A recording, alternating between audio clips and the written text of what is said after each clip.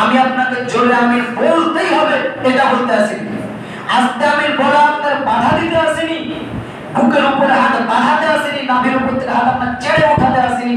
আমি এসেছি এটা যদি আল্লাহ রাসূল দ্বারা প্রমাণিত না হয় তাহলে আপনার কি হবে? আপনি যেটা করবেন করেন। আপনি নাভির নিচে হাত পাচ্ছেন বাঁধেন, আপনি উপরে হাত পাচ্ছেন বাঁধেন, আপনি জোরে আমিন বলছেন না বলছেন বলেন, আপনি শিরক করছেন করেন, আপনি ইমাম আবু হানিফার আপনি যে মত অনুসরণ করছেন করেন। এটা আমি আপনার কাছে বন্ধ করতে আসি, আমি আপনাকে কটাক্ষ করতে আসি। গত জুম্মার আলোচনারই আমার একটা অংশ ছিল যে কাউকে কটাক্ষ করা যাবে না। আমি আজকেও আমি এমন কোন ভাষা আপনাদেরকে ইউজ করিনি যাতে আপনাদেরকে কটাক্ষ করা হয়, কোন এমন মাঝাবের ব্যক্তি থাকলে তাকে কটাক্ষ করা হয় এমন কোন আমি ভাষা ইউজ করিনি। তবে যদি হয়ে থাকে ইল্লা মাশাআল্লাহ সেটার জন্য আল্লাহর কাছে ক্ষমা প্রার্থী। তবে আমি যেটা বোঝাতে চাইছি এটা যে আপনি করছেন তো এটা যদি আল্লাহর রাসূল না হয় তাহলে ننزل من القرآن ما هو شفاء ورحمة للمؤمنين ولا يزيد الظالمين إلا خسارا. الحمد لله نحمده ونستعينه ونستغفره ونؤمن به ونتوكل عليه ونعوذ بالله من شرور أنفسنا ومن سيئات أعمالنا. من يهده الله فلا مضل له ومن يضلله فلا هادي له. وأشهد أن لا إله إلا الله وأشهد أن محمدا عبده ورسوله. أما بعد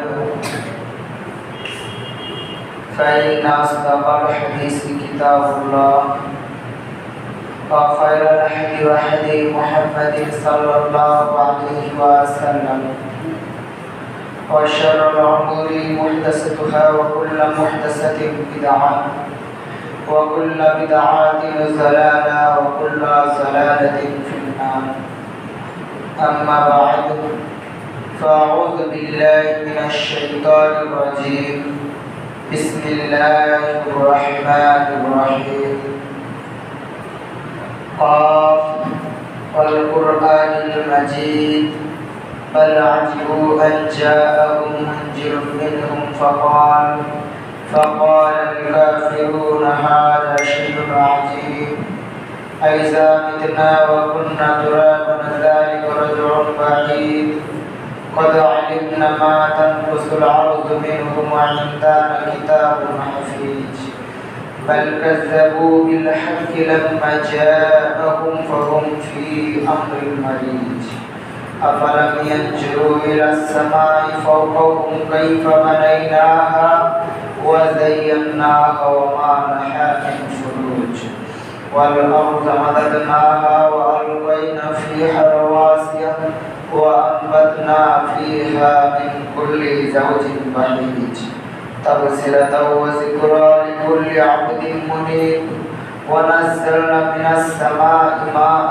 مباركا فأنبتنا به جنات وحب الحصيد والنخل باسقات لا طلع نضيد رزقا للعباد وأحيينا به بلدة ميتا كذلك الخروج كذبت قبلهم قوم نوح وأصحاب الرس وثمود وعاد وفرعون وإخوان لوط وأصحاب الأيكة وقوم تبع كل كذب الرسول فحق وعيد أفاعين بالخلق الأول بل هم في لبس من خلق جديد.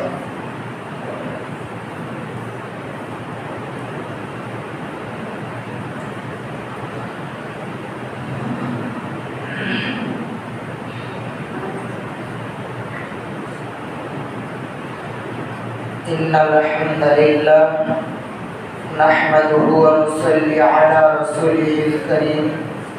أما بعد فأعوذ بالله من الشيطان الرجيم.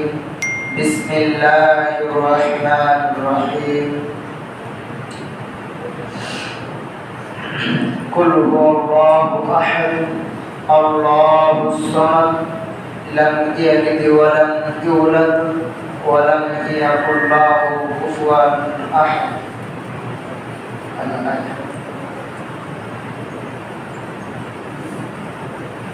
সমস্ত প্রশংসা গুণকীর্তন সেই মহান আল্লাহ সুবহানাহু ওয়া তাআলা, যিনি আমাদেরকে সর্বশ্রেষ্ঠ করে সৃষ্টি করেছেন। তিনার প্রশংসা করে কোনোদিনও শেষ করা যায়নি এবং যাবেও না। তাই তিনার শিখানো সংক্ষিপ্ত ভাষায় শুকরিয়া জ্ঞাপন করি, সকলে বলে আলহামদুলিল্লাহ। তারপরে পরে শেষ নবী হযরত মুহাম্মদ সাল্লাল্লাহু আলাইহি ওয়াসাল্লাম, তিনার উপর অগণিত দরুদ ও সালাম বর্ষিত হোক। সকলে বলি আল্লাহুম্মা আমিন। আল্লাহুম্মা সাল্লি আলাইহি, আল্লাহুম্মা বারিক আলাইহি।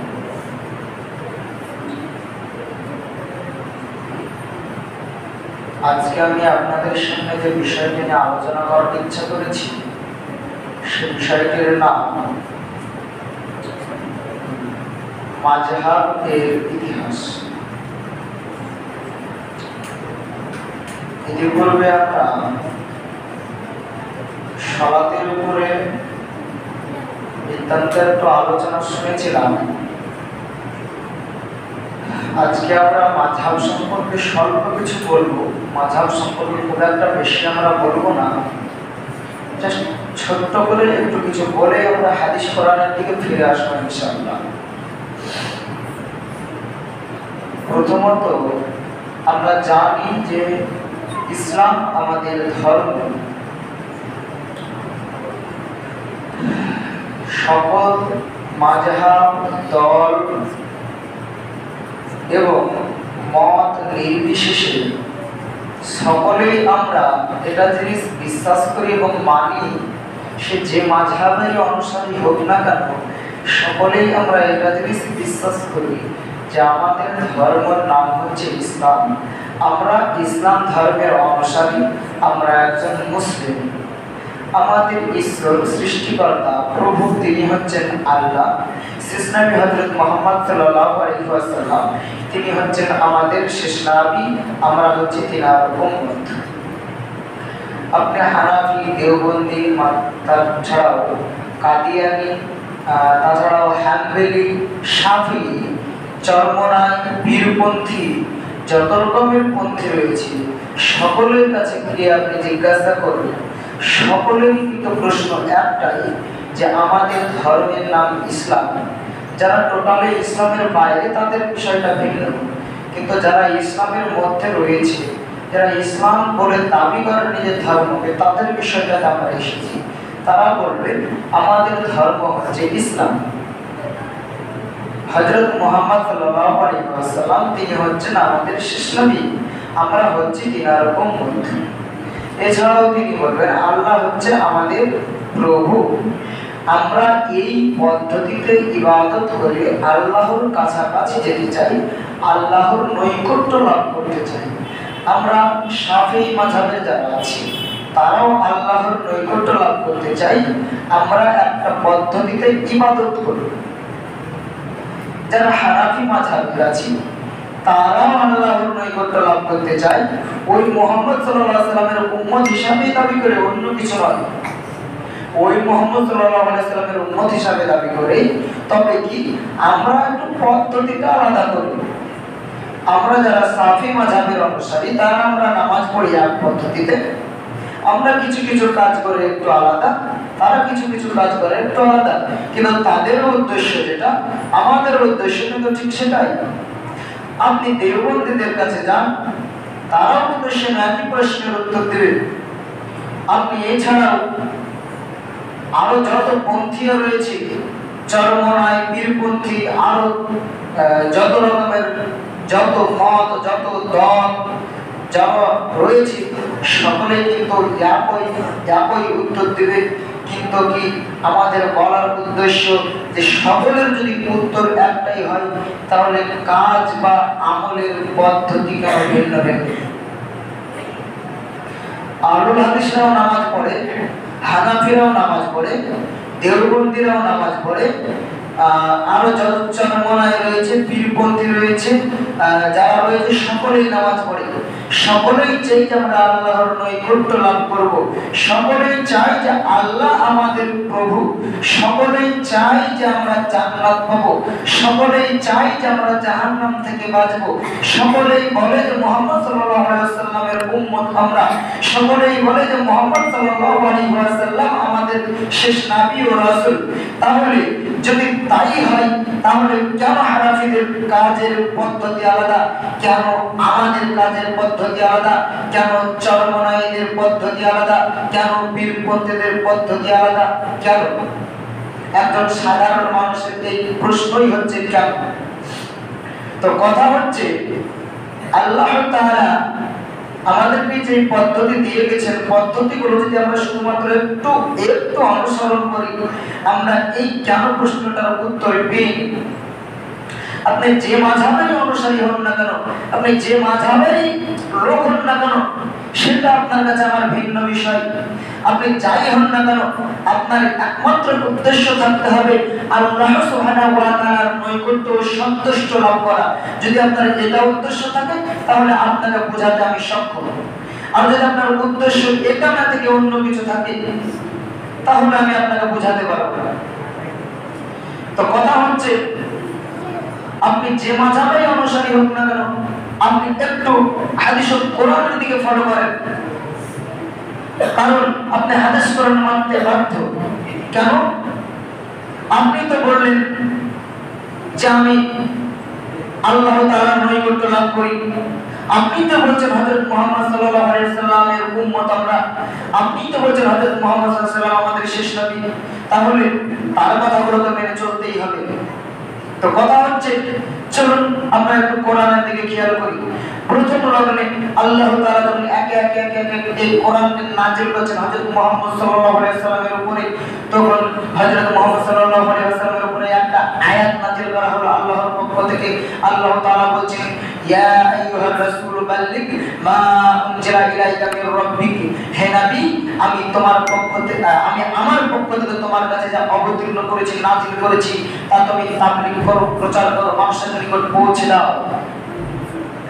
আসলে আরবি যদি বুঝেন তাহলে বুঝতে পারবেন আল্লাহ তাআলা বলেন ইয়া আইয়ুহার রাসূল বাল্লিগ মা উনজিলা ইলাইকা, এই যে উনজিলা মানে নাজিল, নাযালা ইয়ানজিলু, যেটা নাজিল করা বলা হয়, মানে নাজিল মানে উপর থেকে নিচে নিক্ষেপ করা, উপর থেকে নিচের দিকে নামানো। আসলে তার মানে আল্লাহ তাআলা বলেন আমি উপর থেকে তোমার কাছে যেটা পাঠিয়েছি, মানে আমার কাছ থেকে যেটা তোমার কাছে পাঠিয়েছি, মানে এখান থেকে এটা জিনিস বোঝা যায় যে আল্লাহ তাআলা সাত আসমানের উপরে রয়েছে। এক কথায় আল্লাহ তাআলা উপরে রয়েছে। শিরক বিষয়ে আলোচনা করলে এখানে একটা লম্বা চওড়া আলোচনা রয়েছে। অনেকেই বিশ্বাস করেন আল্লাহ তাআলা সর্বত্র বিরাজমান, অনেকেই বলেন যে গোটা পৃথিবী ঈশ্বর, গোটা পৃথিবী আল্লাহ, মানে আল্লাহ তাআলা সকল মানুষের মধ্যে, সকল জীবের মধ্যে, প্রত্যেকটা জিনিসের মধ্যে ঢুকে রয়েছে। তাই প্রত্যেকটা মানুষের মধ্যেই আল্লাহ রয়েছেন, আল্লাহ তাআলা সর্বত্র বিরাজমান। যারা বিশ্বাস করেন তাদের প্রশ্নের একটা উত্তর, অনেক তো উত্তর রয়েছে, নাই করতে করতে একাংশ দলিল পেশ করা যাবে যে আল্লাহ তাআলা সাত আসমানের উপরে রয়েছেন। তার মধ্যে এটা একটা দলিল যে আল্লাহ তাআলা এখানে বলেছেন ইয়া আইয়ুহার রাসূল বাল্লিগ মা উনজিলা ইলাইকা মির রাব্বিক, হে নবী তুমি তাবলীগ করো, প্রচার করো যা আমি তোমার কাছে অবতীর্ণ করেছি। আসলে না জানা একজন মানে অবতীর্ণ করা, উপর থেকে নিচের দিকে নামানো, উপর থেকে নিচের দিকে নামানো, এখান থেকে এটা জিনিস প্রমাণ হয়। তবে আমরা আজকের যেটা আলোচনা বলতে চাইছিলাম, আল্লাহ তাআলা বলেছেন তুমি প্রচার করো, তাবলীগ করো যেটা আমি তোমার কাছে অবতীর্ণ করেছি আমার পক্ষ থেকে। এমন কথা হচ্ছে আল্লাহ রাসূল সাল্লাল্লাহু আলাইহি ওয়াসাল্লাম 40 বছর বয়সে নবুয়ত লাভ করেছেন, আর মৃত্যুবরণ করেছেন 63 বছর বয়সে। মিডিলে 23 বছর বয়স পেয়েছেন। 23 বছর বয়স পরে তো তিনি মারা গেছেন। আজকের এই যুগে এই ভারতের মাটিতে ইসলাম নিয়ে এলো কে? আল্লাহ রাসূল এসেছিলেন সৌদি আরবে, আর এসেছিলেন আজ থেকে প্রায় 1400-1500 বছর পূর্বে। তাহলে আজকের যুগে এই ভারতের মাটিতে, পাকিস্তানের মাটিতে, বাংলাদেশের মাটিতে ইসলাম নিয়ে এলো কে? তো কথা হচ্ছে কে নিয়ে আসলো এর প্রমাণ দেখেন ওই আয়াতের মধ্যে ওইভাবে ঢুকে রয়েছে। আল্লাহ তাআলা যখন আল্লাহ রাসূল সাল্লাল্লাহু আলাইহি ওয়াসাল্লামকে ওই আয়াত নাযিল করলেন, তখন এবার আল্লাহ রাসূল সাল্লাল্লাহু আলাইহি ওয়াসাল্লাম সাহাবাদেরকে লক্ষ্য করে বলছেন, গোটা বিশ্বের মুমিন মুসলমানদেরকে লক্ষ্য করে বলছেন, জ্ঞানী ও জাননেওয়ালাদেরকে লক্ষ্য করে বলছেন যে বাল্লিগু আন্নী ওয়ালাউ আয়া, হে বিশ্বের ইমানদার জাননেওয়ালা জ্ঞানী ব্যক্তি তোমরা শোনো, বাল্লিগু আন্নী ওয়ালাউ আয়া, আমার একটি কথাও যদি তোমাদের জানা থাকে সেটা তোমরা মানুষের নিকট প্রচার করো, পৌঁছে দাও। তো সাহাবারা সেই যুগে যখন আল্লাহ রাসূলের এই হাদিস শুনলেন, তখন আল্লাহ রাসূল সাল্লাল্লাহু আলাইহি ওয়াসাল্লামের এই কথার উপরে আমল করতে শুরু করলেন। আল্লাহ রাসূল সাল্লাল্লাহু আলাইহি ওয়াসাল্লামের এই কথার উপর সাহাবারা আমল করতে লেগে তারা বিভিন্ন জায়গাতে জায়গাতে তারা দলে দলে দলে দলে তারা লোক গিয়ে প্রচার প্রসার করতে থাকলেন। তারা নিজেদের মধ্যে যে যখন যেটা জানতে পারলো সেটা তখন তারা নিজেদের মধ্যে প্রচার প্রসার শুরু করলেন। এমন করতে করতে সাহাবাদের যুগ শেষ, আল্লাহ রাসূলের যুগ শেষ, সাহাবাদের যুগ শেষ। পরস্পর মানুষ পৃথিবীতে জন্ম নেয়, বড় বড় মানুষ যারা শিখে জানে, তাবেঈদের যুগ আসলো। তাবেঈরা যখন ভালোভাবে শিখলো, জানলো, যারা তখন তারাও প্রচার করতে থাকলো, প্রচার করছে, মানুষের কাছে পৌঁছাচ্ছে। প্রত্যেকটা মানুষের কাজ মানুষের কাছে পৌঁছাচ্ছে।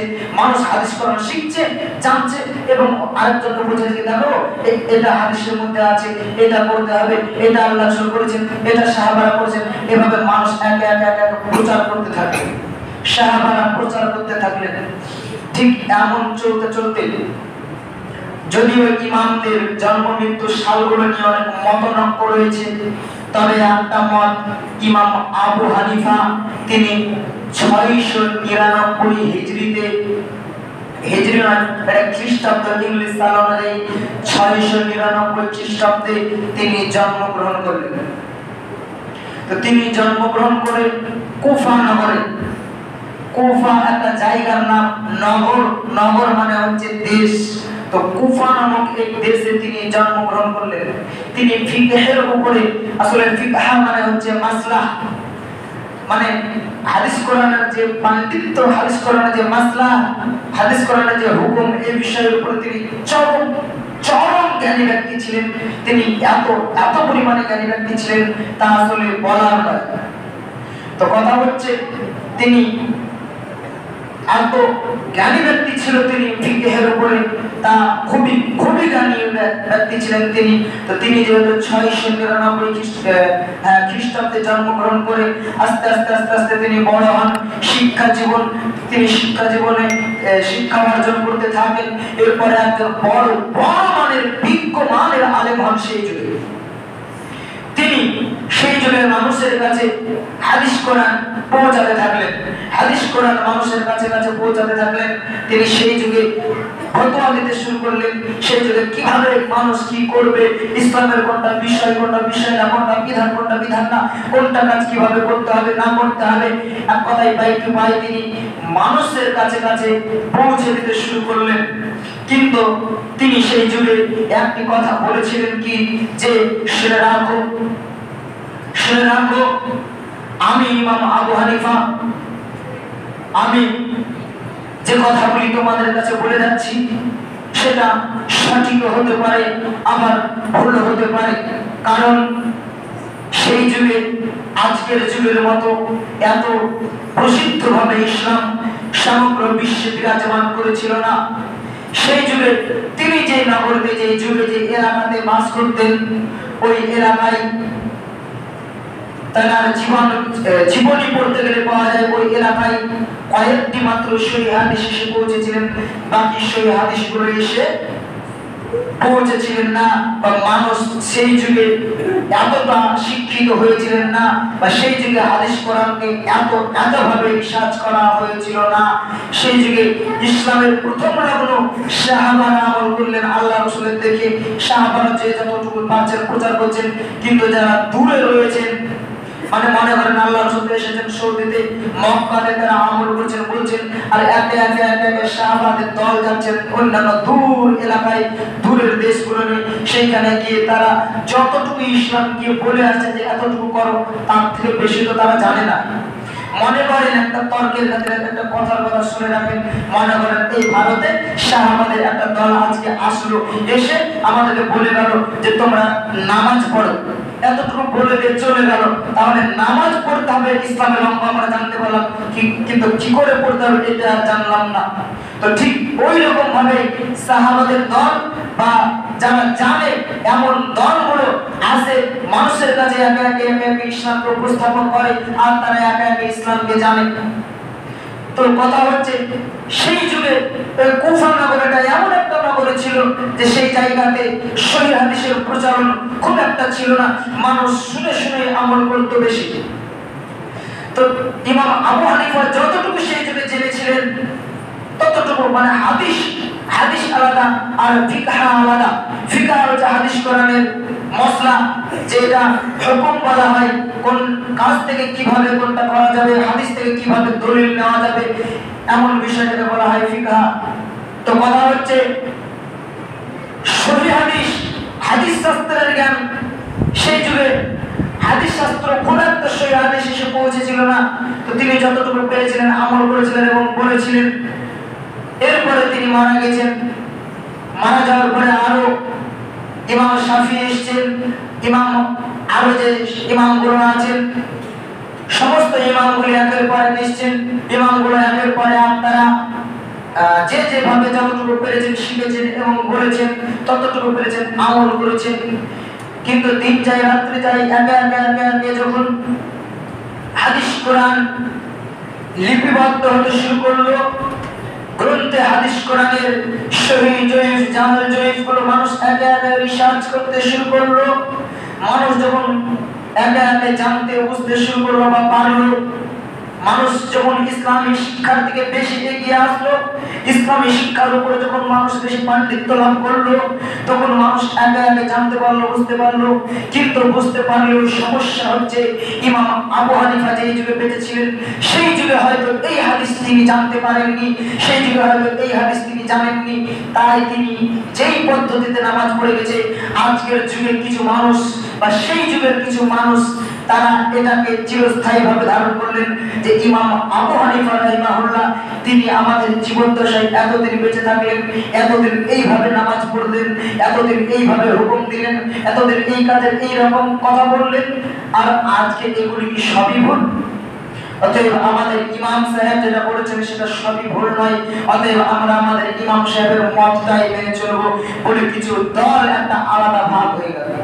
আর কিছু মানুষ তারা হাদিস কোরআন জানতে বুঝতে পারলো, যত দিন যায় রাত্রি যায় একের পর এক মানুষ জানতে পারে, যখন হাদিস কোরআন তারা রিসার্চ করে, ইসলামী শিক্ষার জ্ঞান বেড়ে চলে, তখন মানুষ জানতে পারে। কিছু সংখ্যক মানুষ আলাদাভাবে আবার দল চেঞ্জ করলো।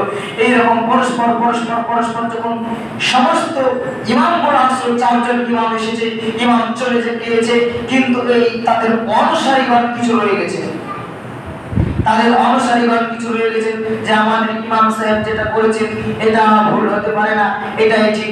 কিন্তু দেখা যাচ্ছে তিনি কিন্তু দল সৃষ্টি করেননি, তিনি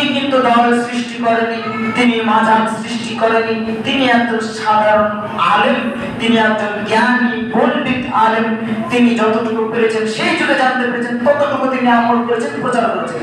তাহলে হয়তো বলে তাহলে ইমাম শাফি তিনিও তাই, তাছাড়া আরো ইমাম হাম্বলি তিনিও তাই।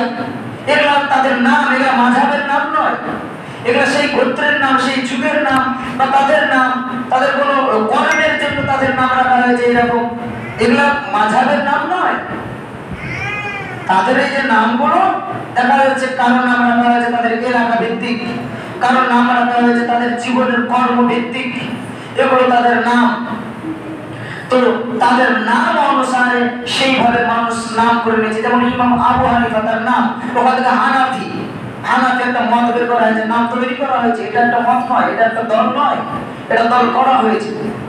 তাহলে কথা হচ্ছে মানে ওই ইমামের অনুসারী তাই ওই নাম দিয়েছে। ইমাম শাফি এটা একটা নাম, ইমাম সাহেবের ওই নাম সৃষ্টি করা হয়েছে।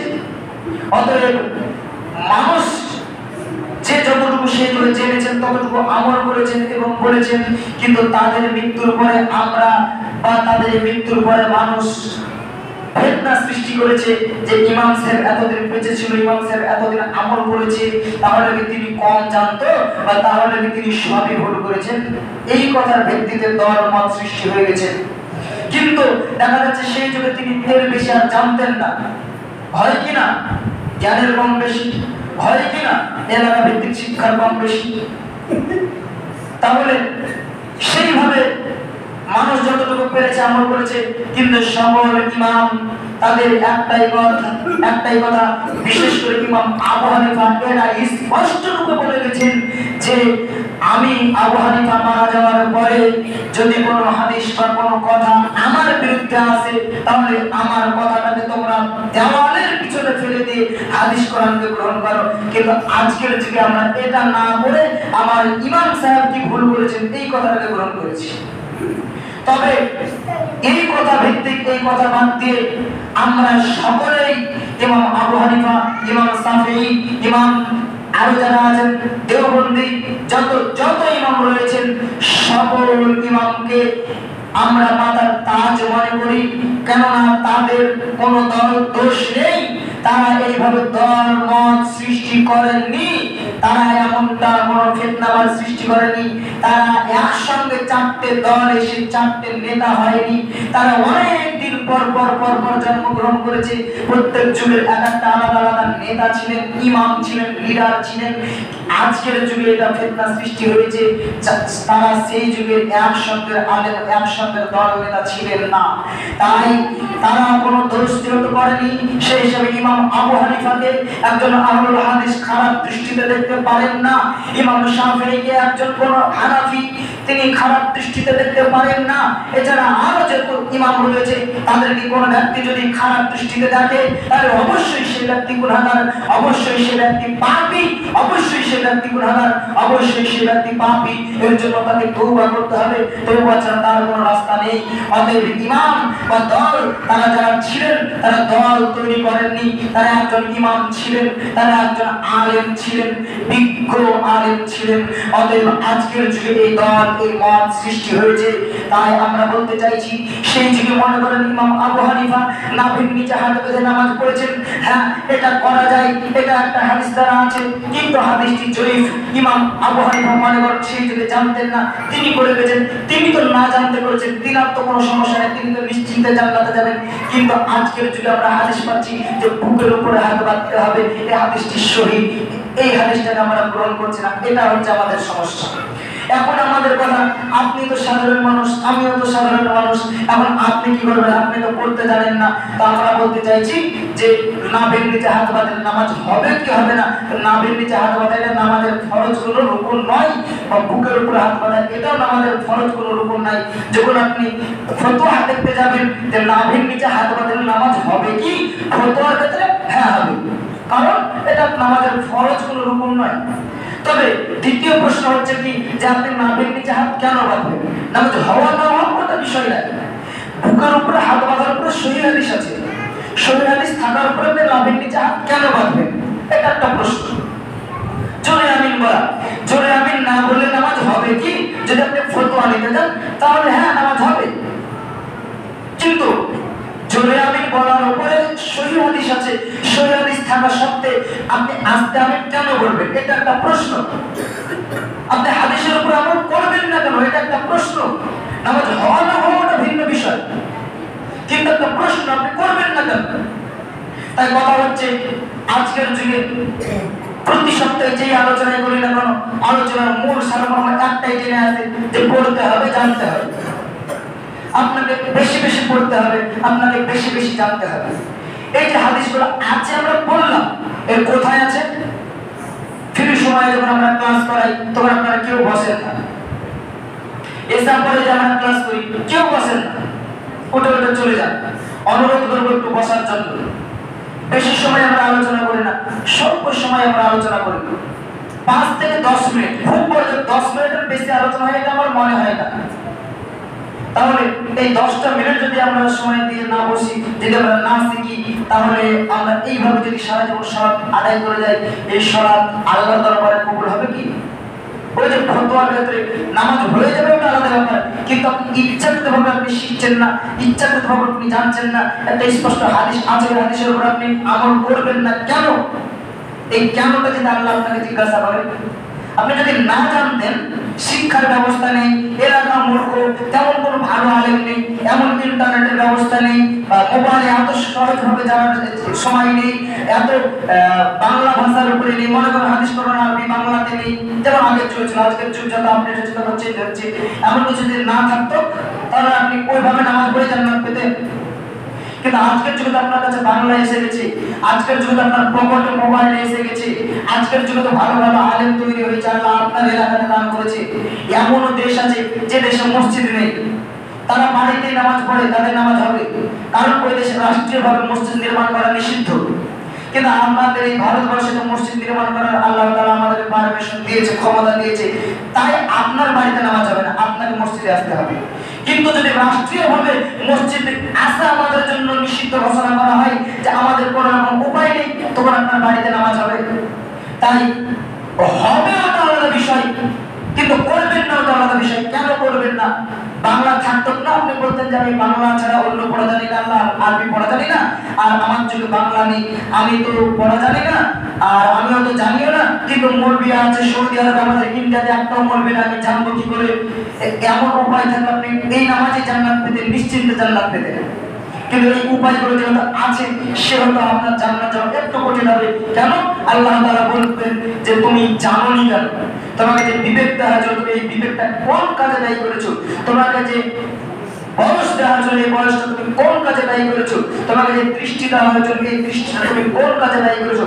বইয়ের পাতাতে, হাদিস কোরআনের পাতাতে কি কোনোদিন দৃষ্টি পেয়েছো? না ওই সারা জীবন নিজের কাজকর্মে ব্যস্ত থেকেছো? এটা আল্লাহ আপনাকে জিজ্ঞাসা করবে। একটা জিনিস জেনে রাখেন, কাল কিয়ামতের মাঠে আল্লাহ তাআলা আপনাকে কয়েকটা বিষয়ে প্রশ্ন করবে।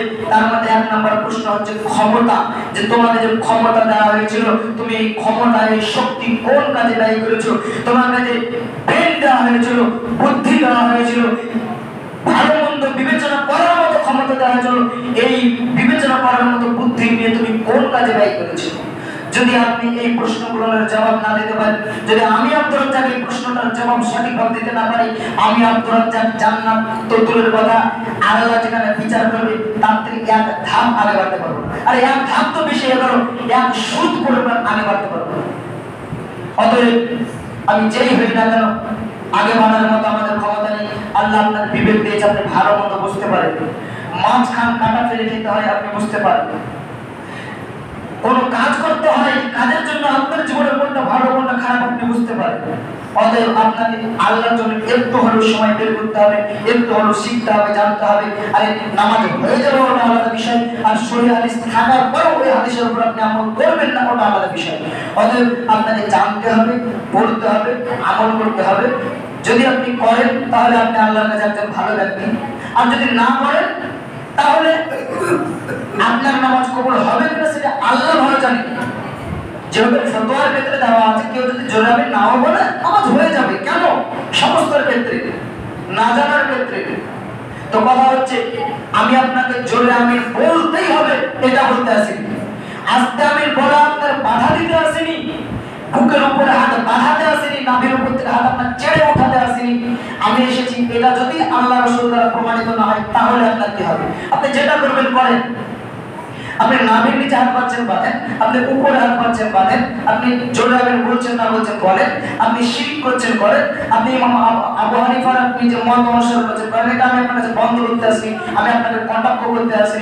গত জুমার আলোচনারই আমার একটা অংশ ছিল যে কাউকে কটাক্ষ করা যাবে না। আমি আজকেও আমি এমন কোনো ভাষা আপনাদেরকে ইউজ করিনি যাতে আপনাদেরকে কটাক্ষ করা হয়, কোন এমন মাযহাবের ব্যক্তি থাকলে তাকে কটাক্ষ করা হয়, এমন কোনো আমি ভাষা ইউজ করিনি। তবে যদি হয়ে থাকে ইল্লা মাশাআল্লাহ, সেটার জন্য আল্লাহর কাছে ক্ষমা প্রার্থী। তবে আমি যেটা বোঝাতে চাইছি, এটা যে আপনি করছেন, তো এটা যদি আল্লাহর রাসূল না হয় তাহলে আপনার কি হবে? এর বিরুদ্ধে যে সহিহ হাদিস আছে, এখন যে আপনি সহিহ হাদিসের উপর আমল করছেন না, এখন আপনার কি হবে? এটা আমি আপনাকে বোঝাতে এসেছি। এখন বুঝার মালিক, বোঝার ক্ষমতা আপনাকে আল্লাহ দিয়েছে।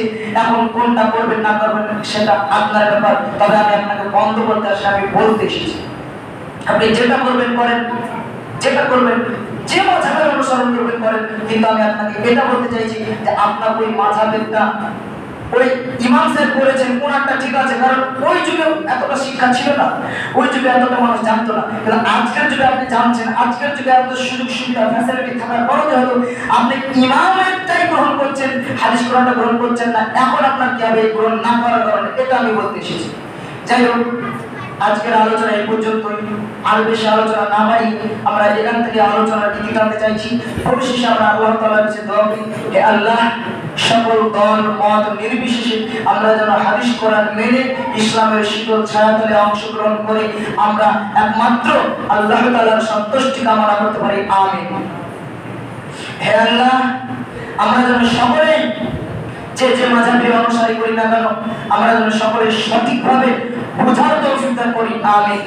হে আল্লাহ, শুধু নামাজ বলেই নয়, মাযহাব ভিত্তিক অনেক আমল আমাদের মধ্যে সমস্যা হয়ে দাঁড়িয়েছে, সেই আমলগুলো সবটাই আমরা হয়তো সালাতের উপরে গত সপ্তাহে আলোচনা করেছিলাম, সালাতের উপরে হয়তো আমাদের আলোচনা চলছে, সেই হিসাবে হয়তো সকল উদাহরণগুলো সালাত থেকে এসেছে, কিন্তু সালাত ছাড়াও আমাদের সমাজে অনেক আমল আজকে আমাদের মাযহাব ভিত্তিক রয়েছে, যে অমুক মাযহাবের অমুক আমল সমস্ত বলে যদি আমরা একে একে বুঝতে পারি, আগামী দিনে আল্লাহ তাআলা আমাদেরকে সেগুলো বোঝার তৌফিক দান করেন। সকলে বলি আমিন।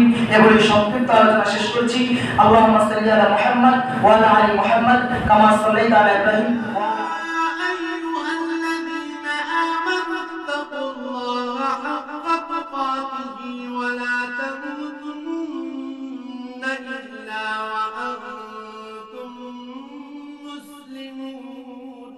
হে মানুষ, তোমরা যারা ঈমান এনেছ আল্লাহকে ভয় করো, ঠিক যতটুকু ভয় তাকে করা উচিত। আল্লাহর কাছে সম্পূর্ণ আত্মসমর্পণকারী না হয়ে তোমরা কখনো মৃত্যুবরণ করো না।